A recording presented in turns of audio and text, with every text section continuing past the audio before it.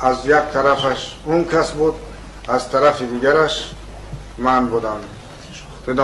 بنابراین زحمت های با وجود اومدن صلح و تطبیق صلح را من درک میکنم.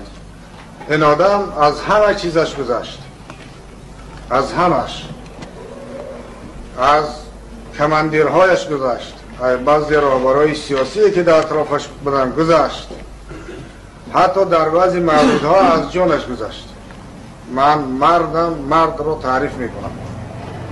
در اون خسته که آقای رحمانوف رفته بود، جگر در کار بود و خودگذشتگی. باید آدم از جانش میگذشت داد اونجا میرفت. و یا درای تنگی است که کاملا در اختیار ما بود. هر کاری که میخواستیم، حتی افغان هم کدام سری راه ما رو گرفتن نمیتونستن. ولی این آدم به خاطر نمی صلح، به خاطر که مردم باز دور هم جمع شوند، همین کار کرد.